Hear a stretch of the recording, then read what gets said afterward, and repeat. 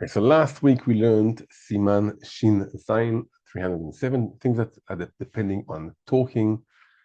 And we learned the pasuk of Yeshayahu, saying Kiddush. Some of us saying Kiddush on the day, Nimtzo chefsecha bedaber davar.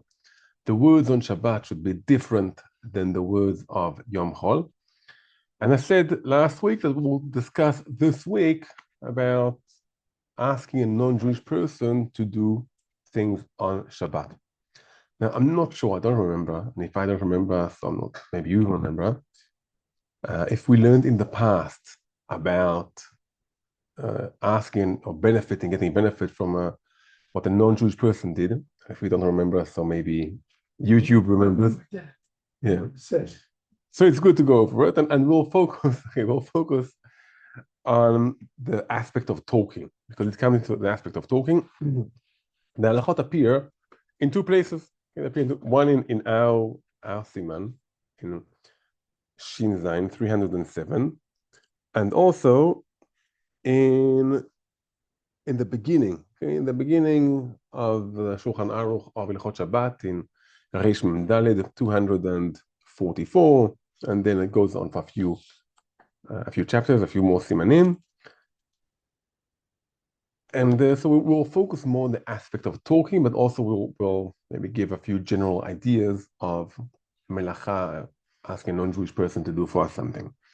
So Shabbat is only for Jewish people, and the non-Jewish people. Non-Jewish people can do work on Shabbat for themselves. There's no problem with that. They can do it for themselves. They can do whatever they want to do on Shabbat, and even more so, they aren't allowed to have a Shabbat. Okay? Even if they decide to have a sabbatical day, they're supposed to do something small on Shabbat. So we have to say a joke, although it might be a known joke, and I'm not sure how much. But a known joke. There's a guy who lives in a very stark yeshiva.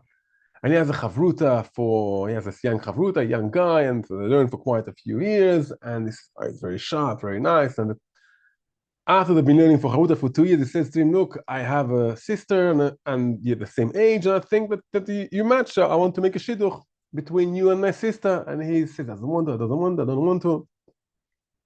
And he's offended. Why? I know you are good friends. Why didn't you want to date my sister? You really suit. After like a month of going on, he says to him, "You have to tell me, why don't you want to go out with my sister? Well, what's the problem?" I said, "Look, I have to tell you a secret, but it's a real secret. I'm not Jewish." The mouth of the guy opens. "What? How could it be? You're not Jewish. We've been learning for 2 years." And then he says, "1 second. You've been learning for 2 years. You know halachot. You know that on Shabbat you aren't supposed to keep Shabbat. And I saw you. We're friends. You keep Shabbat." Says to him, I carry a few keys in my pocket. So on Shabbat, whenever I go into the house, the street, good evening, I move things from the public domain, Reshut HaRabim, to a private domain, to Reshut HaYachid."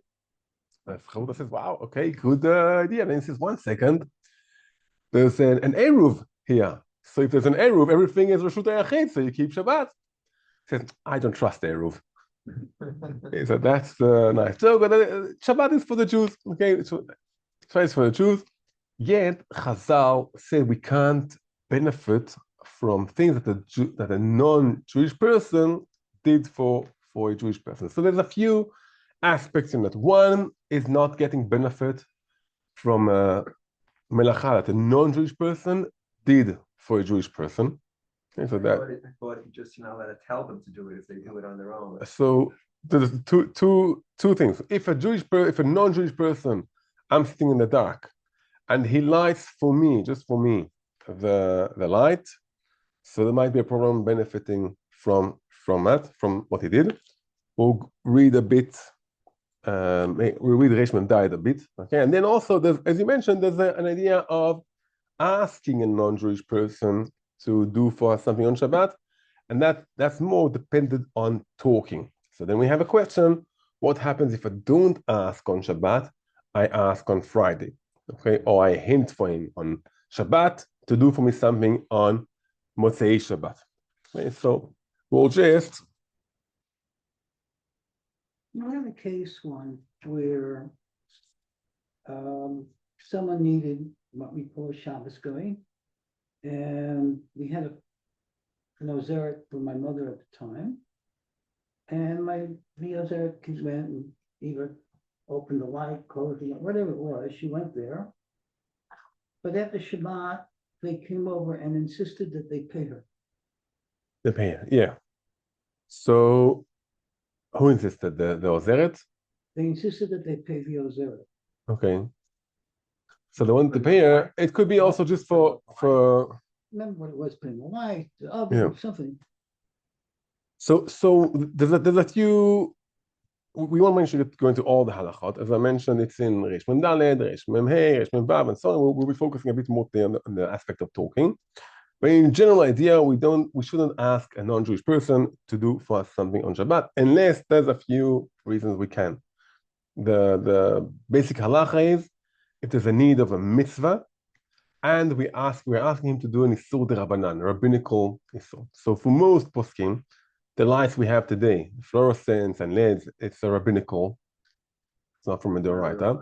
It's not real fire. So we can ask a non-Jewish person to turn on a light on Shabbat if it's needed for Shabbat, and if that is it's a big need for Shabbat. For example, the lights are off in the house, you can't eat in the house, it's hard to eat in the house. You can ask a non-Jewish person to do it. There's a few other cases we can also ask to do even something which is midoraita, and that's for someone who's sick, who's not feeling well, even if there's no danger. And so, for example, it's a very, very cold winter, not Ma'ale Edomim, a very cold winter. Maybe Ma'ale Edomim does get sometimes cold, but and the heater turned off. You can even ask, and that can put people to be sick, and people it's too cold for them. It can, so for that you can ask a non-Jewish person to do, even if it's something they're right. That's the basic two halachot of what things we can ask them. Sometimes they'll ask foreign workers to pay them. We'll mention that also just in a nutshell. Sometimes the reason could be because they don't want the foreign workers to feel that they're just people are bugging them all the time and bothering them and moving them from here, turn on this and turn on this, so they want to pay them. That's and sometimes the idea will be that he does it for himself, not for you. And that brings us to a topic which we will not discuss now. The different, but although it's important to know the basic halacha of it, if a non-Jewish person does something for himself, it's permitted to get benefit from it. If he does it for you, so that's more of a problem. So I'll give an example. You take your car to a car shop on Thursday, Thanksgiving. Everyone here is American, right? When's Thanksgiving? A week from now? Okay, Thanksgiving is Thursday, right? So you take your car to a car shop on Wednesday. It takes him a day to fix up the car, or I say 2 days to fix up the car. And he said he has to get it by Sunday. If he wants to, he can work on Wednesday and Thursday, and you pick it up on Friday, and he will not work on Shabbat. He decides for his reasons, and you pay him for the work. You pay him for the work. He decides for his reasons. Thanksgiving. You can't work on Thanksgiving. He wants to be with his family. He needs to eat his turkey, right? So he decides to close the shop on Thursday, but he'll open it after on Friday, and he promised you the car. He wants to. You have the car. He'll work on Shabbat.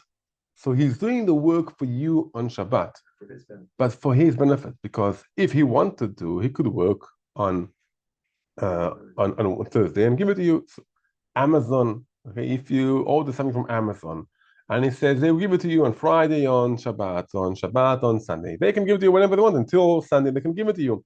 They decide to drive on Shabbat and give it to you. Yes, or pick up the garbage for some reason. There's something of the week, a special weekend. They decide to pick up the garbage on Shabbat.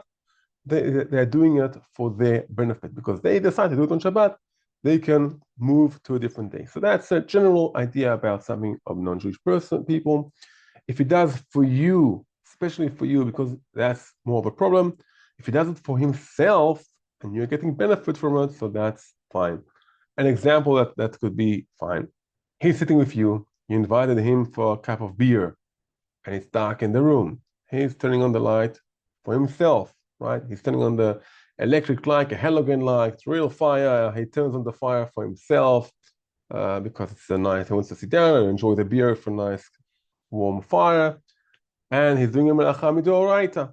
okay, for him, but he's doing it for himself because he's sitting down there for a few minutes and he wants to enjoy the warmth, so he's turning on the fire for himself. That is permitted.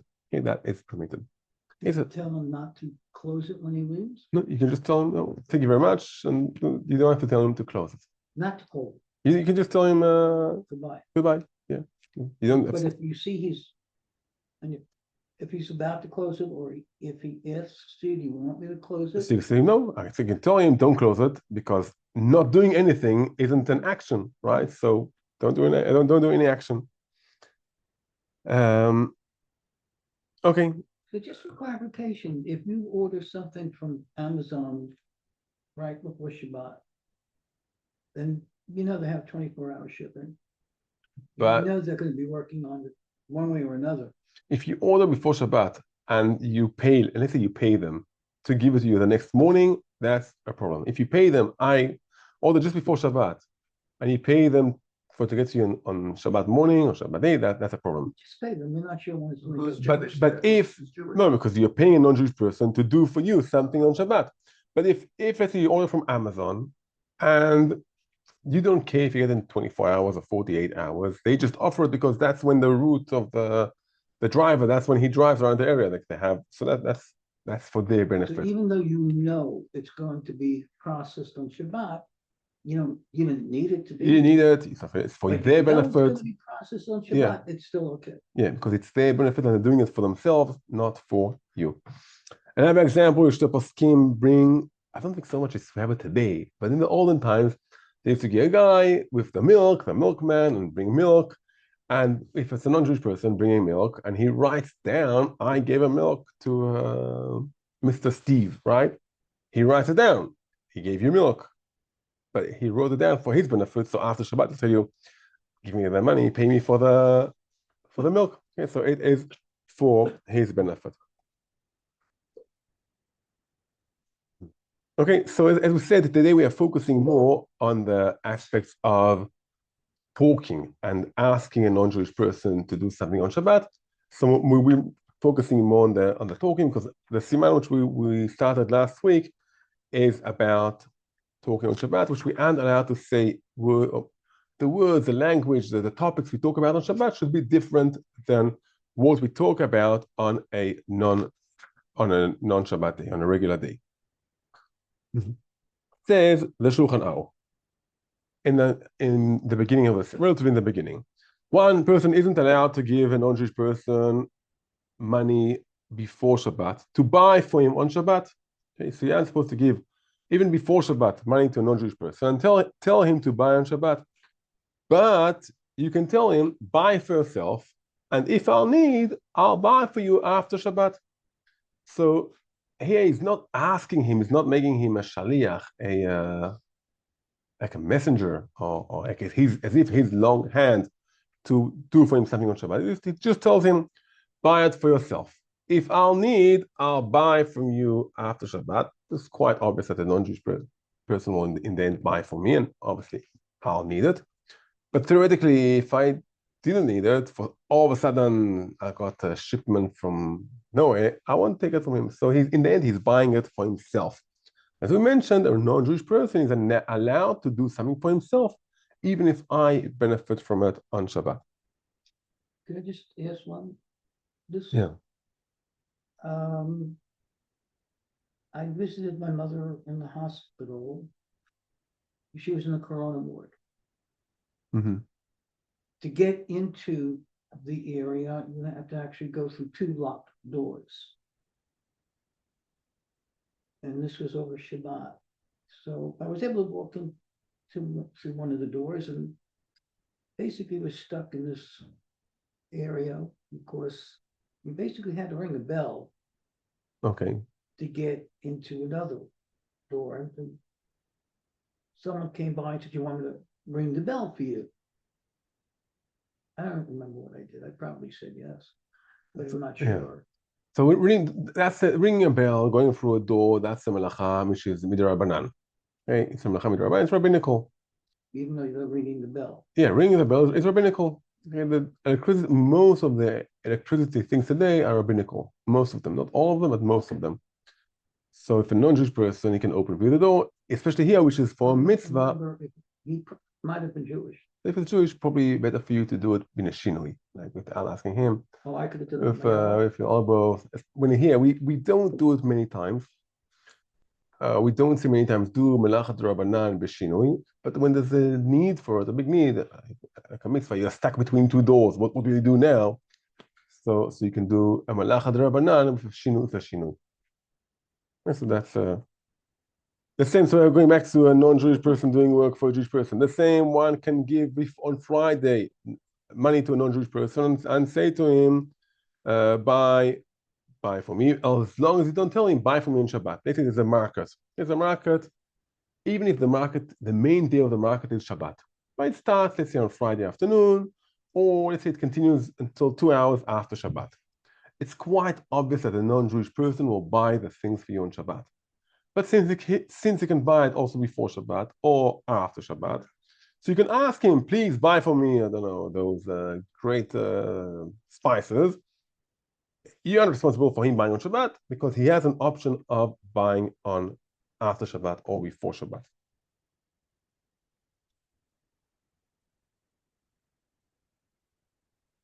Okay. The Shulchan Aruch here mentions the halacha which we mentioned beforehand, that if something isn't a malacha midoraita, it's a rabbinical decree, one can ask a non-Jewish person to do it if there is a bit of holy, a bit of sickness, a bit of or a mitzvah, or if there's a big need. A big need is a very common thing which happens here, quite because of the power system. The light turns off on Shabbat, so many times we have to ask a non-Jewish person to do it. And if it's just rabbinical things, we can ask him to do it, okay, on Shabbat.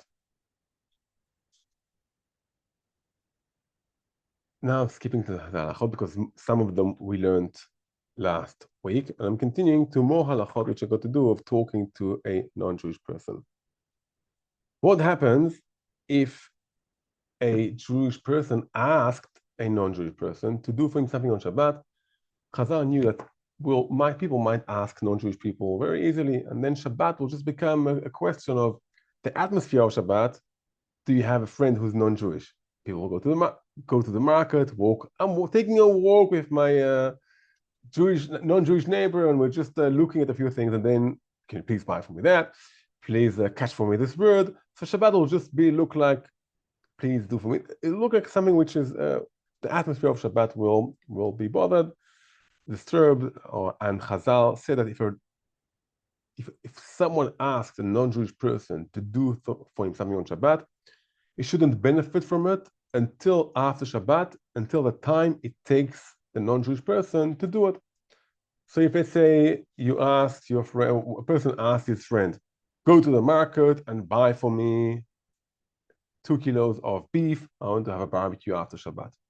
Going to the market takes 2 hours. You drive there, buy in the market, come back, it's 2 hours. After Shabbat, you can get benefit from it only after 2 hours after Shabbat, and that will prevent at least a bit. It will prevent people asking non-Jewish people from doing for them things on Shabbat. I skip one of the halachot. What about hinting? Can I hint to a non-Jewish person to do for me something on Shabbat? It's dark in this room. What is it? So is it dark in the room? It's dark in the room. Can I hint to a non-Jewish person to do something on Shabbat? That I skipped by mistake. I need to go back. Okay? Or, if you have a non-Jewish person working for you for years, Mm-hmm. you don't really even have to hint. They know what. He knows video, but we see you're not allowed to benefit from a non-Jewish person on Shabbat. Right. Now I got lost it, so second. I'll find it in a moment. Yeah, okay. We mentioned that one isn't allowed to give money to a non-Jewish person before Shabbat and asking to buy for you something on Shabbat. Says the Mishnah Berurah. So, says the Mishnah Berurah. The Shulchan Aruch says, as we mentioned beforehand, you can tell him okay, you can tell him that I'll buy from you. So there's something which is a bit of hinting. Another halacha which is similar. One shouldn't ask a non-Jewish person to do something on Shabbat. But after Shabbat, he can tell him, why didn't you turn on for me the light on Shabbat? Okay, why did you turn on for me the light on Shabbat?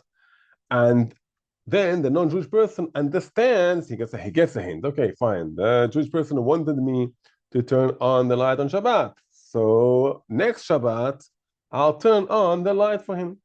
So the Shulchan Aruch here brings an option that after Shabbat, I hint something to the non-Jewish person, and for the next Shabbat, he will understand what he needs to do.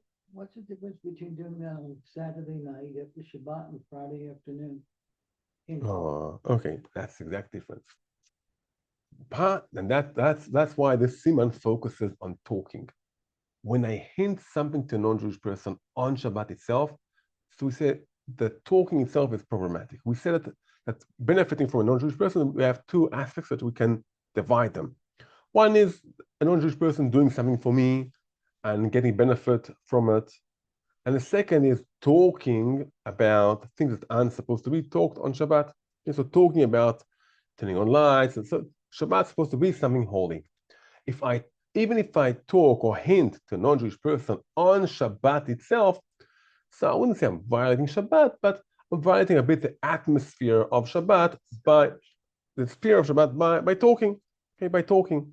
So if on Motzei Shabbat, on Friday, I hint to a non-Jewish person to do something, there's no talk on Shabbat, which that is problematic because everything happens before Shabbat.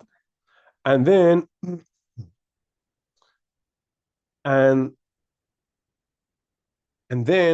Shabbat himself, so I'm not doing anything. Okay, I'm not doing anything, so that is fine. Just we should so the Mishnah Berurah points out the difference between hinting on Shabbat and hinting after Shabbat. And many people think that hinting on Shabbat is permitted. Okay, so no, hinting on Shabbat is also a problem. Hinting on Shabbat is a problem. Telling him for Shabbat. Also we don't do. So we can hint to a non-Jewish person before Shabbat. And why is that? Why is that good?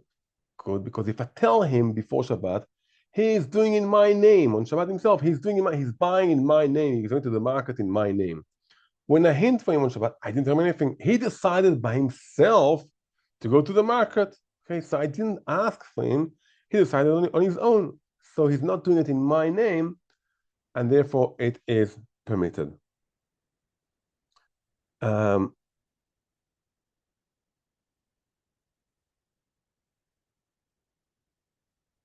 Okay, so we'll the Achronim here discuss when is it permitted, when isn't it permitted. It needs to be in a way where it seems like everyone knows that he's not doing it in the name of the Jewish person, right? If he goes to a kosher market and he's your worker, he works only for you, and he buys that thing, everyone knows that it's for you. That could be a problem.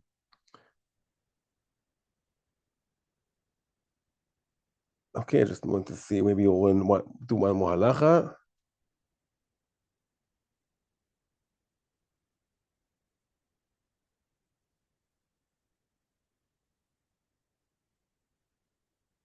Okay, so yeah, we should point another halacha. We mentioned, that's important to point out, and that we will conclude. We mentioned that there's two aspects. One is asking a non-Jewish person to do for me something on Shabbat, and one is getting benefit from what a non-Jewish person did for me on Shabbat. We just learned now that on Shabbat, I shouldn't hint to a non-Jewish person to do something. Yeah, on Shabbat itself. I can hint for him before Shabbat. Okay, so we solved the problem of talking. I didn't speak to him on Shabbat. I didn't say specifically before Shabbat. That's fine. What about getting benefit from that on Shabbat? Let's say it's dark, and I hint the non-Jewish person before Shabbat. I hint for him, it's dark here in the house. What do we do? And he comes in, lights the light just for me, and goes out right away. He's doing it for me. If he's doing it for himself, we learned already. So a Jewish person comes, sits down with me, we take a cup of whiskey together. He's sitting on the light, also for himself. Who drinks whiskey in the dark? And then he goes out and he leaves the light open on. That's fine. He should, if he's doing it for himself, that's fine. If he's doing it just for me, that could be a problem. So if I hint for a non-Jewish person, I hint to a non-Jewish person on Friday to do for me something on Shabbat, I shouldn't benefit from it on Shabbat if he's doing it just for me. If he's doing it just for me. If it's the Rabbanan, we're talking about the writer. Talking about the writer. Yeah, the writer. For example, so the return of the light many times the Rabbanan. Yeah, many times the Rabbanan. But we give here an example. It turns on a candle. It turns on a candle. Let's say I have already a candle in my room. I can read already in my room. Let's say I have a candle already. And he comes, he takes another candle. He turns on two candles. He gets a hint that I gave to him 2 days ago. I know that I don't like one candle, I like two candles. I can read with one candle. It'll be a bit hard. So when he lights for me the candle, it's nicer, but there's no real benefit from it. And that's maybe a basic halacha. Maybe we'll continue it next week and asking a Jewish person to do for me something. If I can get benefit from what he did to me, if the benefit I get, it's not a full benefit. I could do whatever I could do even before he came. For example, I had a bit of light in the room. Even before he came, I had some light in the room. He turned on a halogen light. He turned on the hot lamps, right? The one that I asked with the writer. Also, though now there's more light, I enjoy it more, it's more pleasant. But since I could be already in the room, I could read in the room beforehand, I can continue reading in the room even after the non-Jewish person came and added a light. So that, just to conclude, gives us a definition of getting a benefit from a non-Jewish person, which is it is forbidden. It's only something, the definition of benefit, it's something which I couldn't do beforehand. For example, the room is pitch black, pitch dark. I can't read anything. Comes a non-Jewish person, turns on the light, then I can't read in that room on Shabbat because I'm getting benefit from something that a non-Jewish person did just for me. Even though it definitely increases your enjoyment. Yeah. So if it's hot in the room and you'd like him to turn on the air conditioner, you can live it. I can live without it, and That makes it a lot more pleasant. right. On. So yeah. So I can't ask him. I can hint for him before Shabbat. Before Shabbat. Before Shabbat, just before Shabbat. Hint before Shabbat, and then get benefit from it on Shabbat.